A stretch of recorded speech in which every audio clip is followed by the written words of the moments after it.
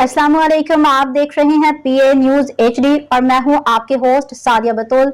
शामिल करते हैं आज की अहम खबर शामिल करते हैं। पाकिस्तान अराई न्यूज़ के ब्यूरो चीफ हवेली लखा चौधरी तारिक से। अंजुमन अराई पाकिस्तान के सीनियर नायब सदर पंजाब मियां जमील अहमद ने अपने एक बयान में कहा कि मुहर्रम हराम मुसलमानों में ईमान की ताजगी और तजदीद का दर्स देता है। बातिल और यजीदी कुव्वतों के सामने सर झुकाना नहीं बल्कि इस्लाम की सरबुलंदी के लिए जान की भी परवाह नहीं करनी। आज दुनिया के कोने कोने में इस्लाम की रोशनी करबला के मैदान में नवासे रसूल की कुर्बानी की वजह से है। इमाम हुसैन अलैहिस्सलाम की कुर्बानी हक पर डट जाने का दर्स देती है।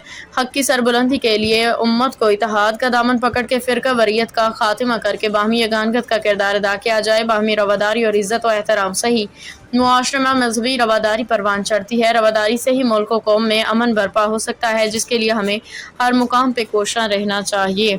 न्यूज स्टूडियो से अब तक के लिए इतना ही। मजीद खबरों और अपडेट्स के लिए देखते रहिए PA न्यूज HD।